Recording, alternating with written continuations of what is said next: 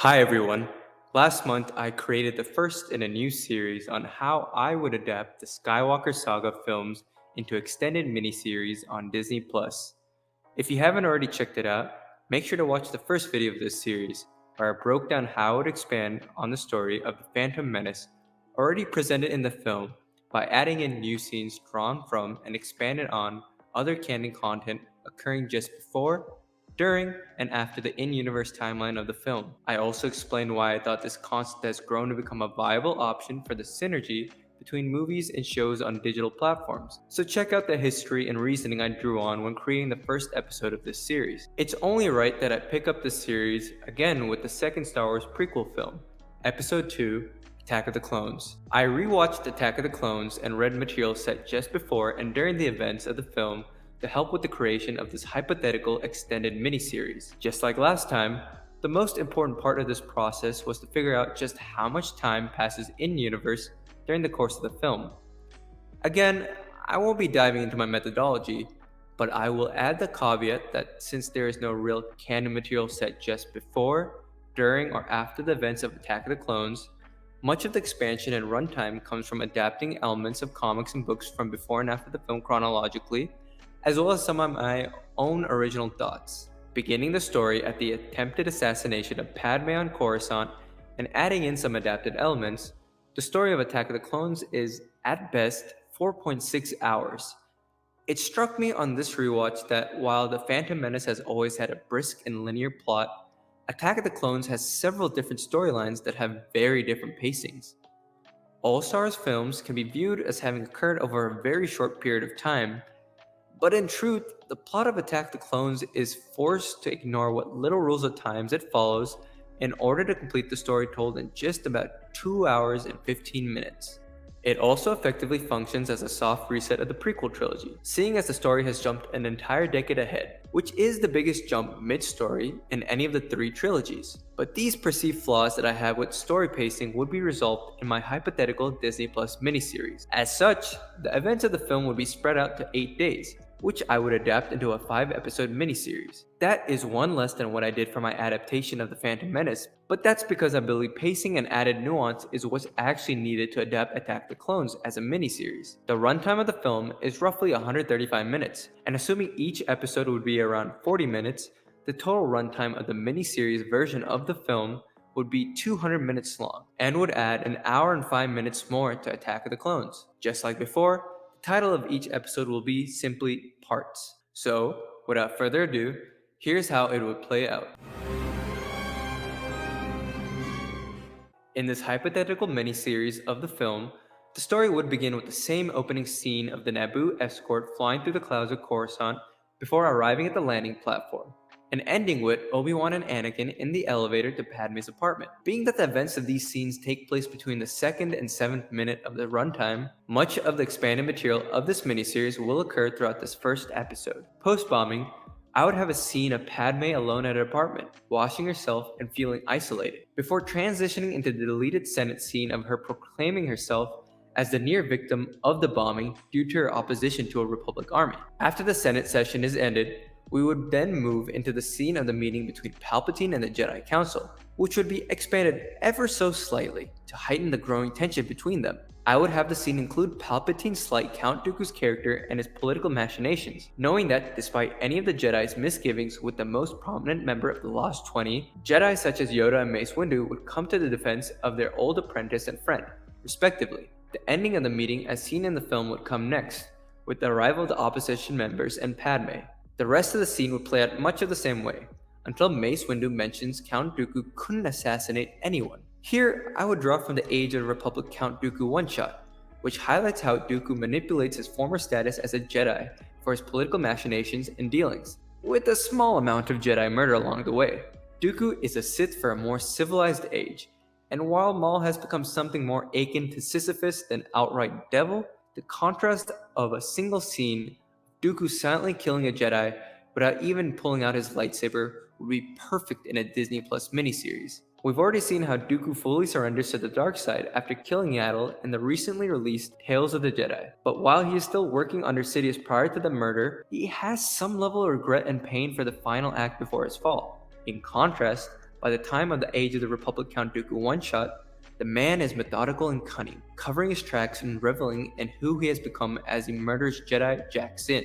I would show Jackson's death and Dooku's final words to him, the political machinations with the arms dealers, and then an original scene of him returning to Coruscant with the body for the Jedi. This original scene would have Dooku showcase his frustration with how the noble warrior died and how the Jedi and Republic do nothing, and have him explain to Yoda that as he departs that he will work to correct the flaws of the Republic through an entirely new system. For this scene to work, I would have Padme and the delegation diplomatically argue with the Jedi Masters as they walk away from Palpatine's office, while Yoda falls behind and slips into thought about his strong suspicion for who Dooku has become. This would help tie together the connection between Master and Apprentice earlier on in the film into something much more concrete, making the Jedi lineage of the entire Skywalker saga even more focused, while dedicating 30 minutes of the runtime to be focused on showcasing just how potent and layered of a villain Dooku is. The episode would then end with Obi-Wan and Anakin stepping onto the elevator to Padme's apartment, while Dooku looks from a distance at the two Jedi as Jango Fett lands next to him,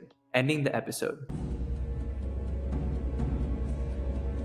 The second episode of the series would cover the events of Anakin and Obi-Wan meeting Padme, up to Yoda telling Obi-Wan to go where Kamino should be on the map. Part 2 will play out in much of the same way as the feature film does, as the Kamino storyline and the Anakin-Padme romances both begin at the same time after the second assassination attempt on Padme's life. Seeing as the episode would cover the events of the film's 7th minute up to the 39th minute, only a few minutes of added scenes for nuance and setup are necessary. Dooku would inform Jango Fett that he must find another approach to killing Padme now that two Jedi are involved. One that he reveals is the apprentice of his own former apprentice. Seeing the level of respect Dooku displays, Jango would then suggest bringing in his partner, Zam Wesell, to handle the business more directly as support. Dooku would then swiftly depart, citing a meeting with the Separatist leaders that requires him to leave Coruscant immediately, and would emphasize that he expects the job to be completed upon his next inquiry. We then would move into the reunion scene of the Jedi and Padme, and in my mind, the awkwardness and clumsiness of Anakin as he meets Padme is perfectly suited for the second episode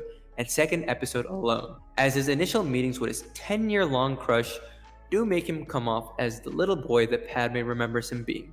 Taking a page out of the excellent Andor series, I would add to these interactions between Anakin, Obi-Wan, and Padme before the second assassination attempt by having each character reflect on their last time spent together, and how the past trauma has informed who they are. Obi-Wan could have a scene where Anakin brings up how Qui-Gon was meant to be his real master, and Obi-Wan would quietly agree and apologize for his flaws. Anakin could have a scene where he speaks to how so many people have left him since the fateful adventures 10 years prior, like Qui-Gon and his mother, and how he can't help but want to truly keep this connection with Padme now that she's back in his life.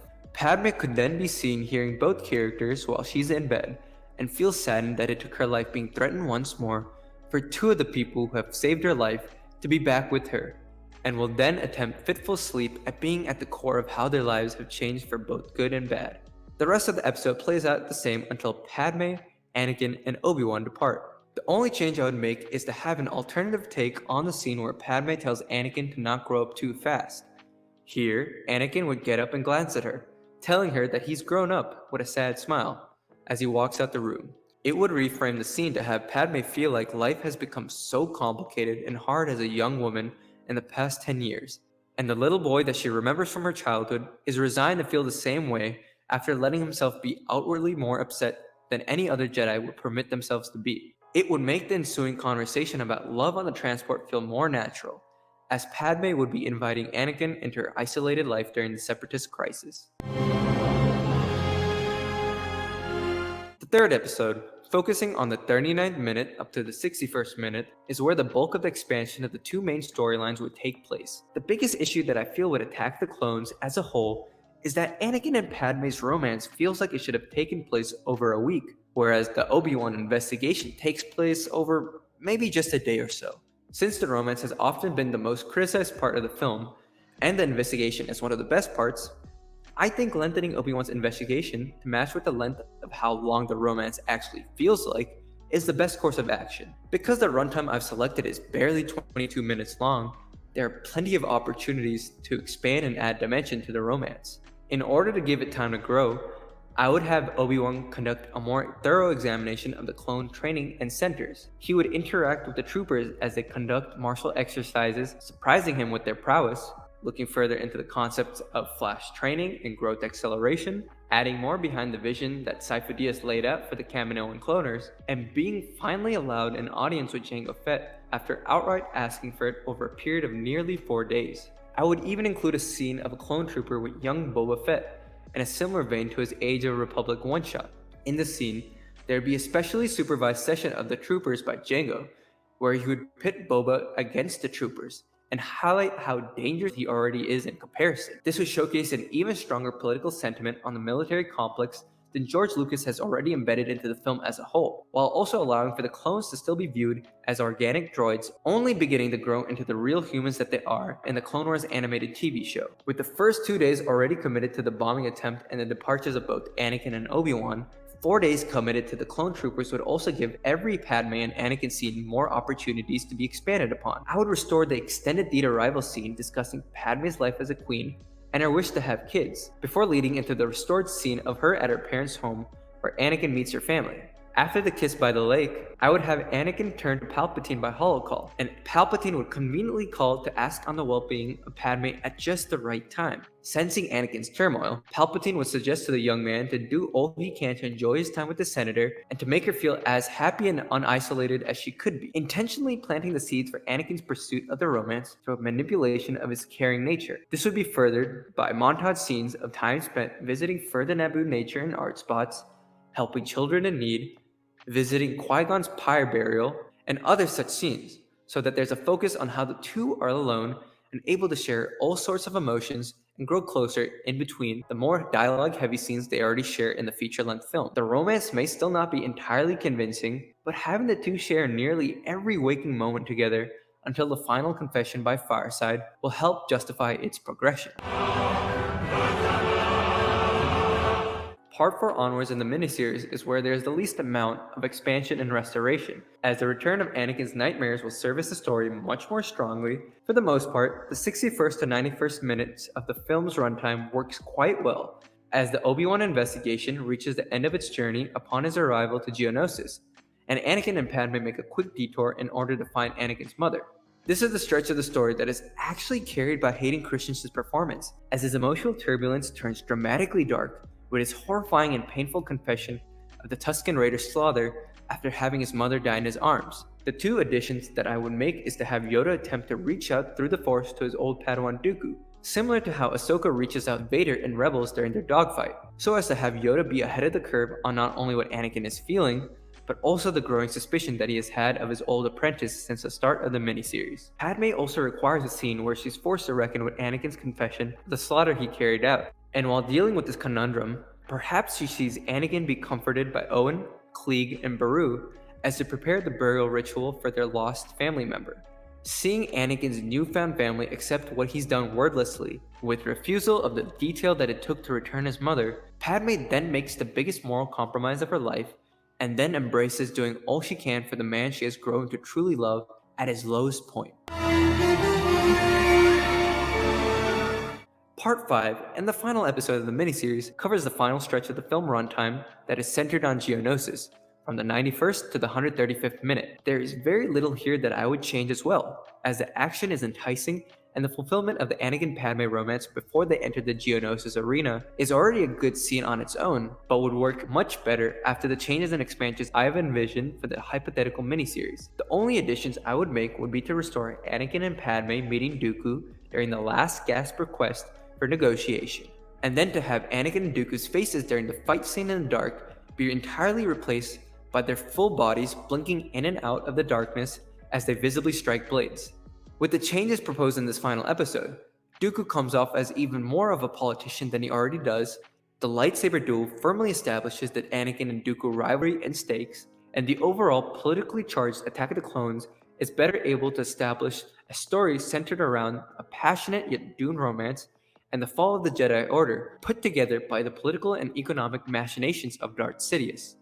And with that, the extended miniseries version of Attack of the Clones comes to a close. Hey guys, Sanak here. Thanks so much for watching and listening to my special on what would Attack of the Clones look like as a Disney Plus series. If you enjoyed what I had to say, leave a comment down below. I will definitely respond to you and give my further thoughts. If you haven't already, make sure to like this video on YouTube, which helps us get into the algorithm and lets more Star Wars fans like yourself check out this video. And even more importantly, make sure to subscribe to our channel. We're on the march to 1,000 subs, and we need all your help to reach that goal. If you're an audio podcast listener, make sure to listen to us on Spotify, Anchor, Apple Podcasts, as well as many other audio podcast platforms. If you haven't already, make sure to follow us on our socials as well. You can find us on TikTok, Instagram, Facebook, and Twitter. Thanks so much for watching and listening to my special. We'll see you guys again on Wednesday for our Andor Episode 10 review, and on Friday for our Andor Episode 11 predictions and speculations. And sometime later, we'll have an early review of the new High Republic adult novel, Convergence. See you then!